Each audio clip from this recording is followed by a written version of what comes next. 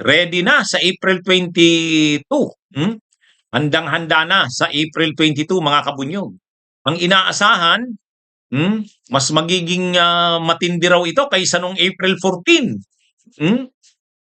Si Ombudsman Boying Rimulya at si dating Senador Sonny Trillanes ang mga pangunahing resource persons.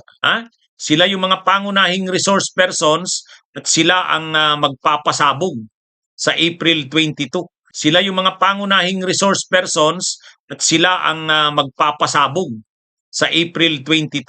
Ang matindi dito, mga kabunyog, magpapanabay dito ang yung decision ng ICC, International Criminal Court, sa jurisdictional challenge ng kampo ni Digong Duterte, ilalabas din sa April 22. Kaya yung mag-ama, mga magiging laman ng mga balita, yung mag-ama, si Digong at si Sara. Bakit? Kasi naglabas na rin ng notice ang International Criminal Court na April 22 din. Ila-live stream din nila. Mapapanood din sa buong mundo yung paglalabas ng desisyon ng International Criminal Court. Maglalabas na, mga kabunyog, ng desisyon ng International Criminal Court April 22. Ang didesisyonan naman diyan ng ICC si Digong. Tungkol saan ang didesisyonan? Ay di ba nag-appeal kasi yung sila Kaufman, yung abogado ni Digong, nag-appeal. Gusto nilang question nila yung jurisdiction ng ICC. Wala na daw jurisdiction ng ICC sa Pilipinas kasi nag-withdraw na daw tayo noong 2019. Yung pre-trial chamber, parang yung lower court, ang desisyon, hindi, mayroong pang jurisdiction ng ICC. Ang ginawa ng kampo ni Duterte, nag-appeal sa appeals chamber. Ito na yung kanilang huling pag-asa. O ngayon, naglabas ng notice ang appeals chamber na magdidesisyon na sila sa April 22. Kaya iniimbitahan ang lahat na manood sa kanilang paglalabas ng desisyon. Ang isyong didesisyonan, mga kabunyog, jurisdiction. Ito ay appeal. Appeal na ito. Ibig sabihin, nag-appeal ang kampo ni Duterte kasi talo sila sa pre-trial chamber. Ito, appeals chamber na ito. Huling barahan na nila ito, mga kabunyog. Huling barahan na.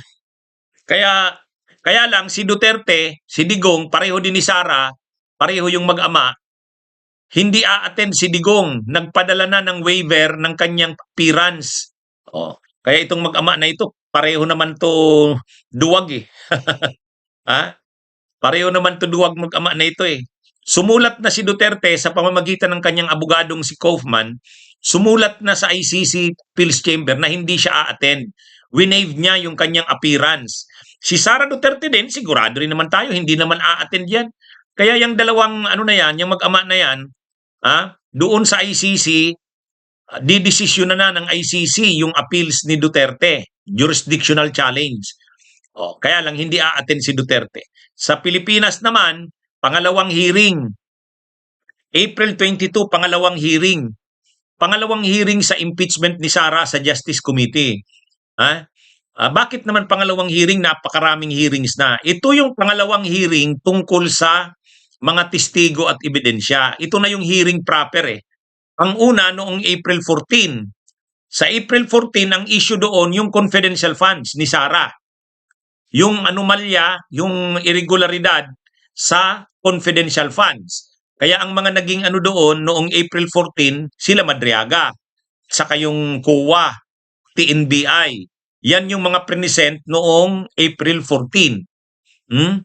Pero ngayong April 22, ang issue naman dito, yung unexplained wealth, yung hindi maipaliwanag na paglobo ng mga assets, ari-arian, yaman ni Sara Duterte, ng kanyang asawang si Mans Carpio at ng kanyang pamilya. Ito naman yung tatalakayin sa April 22.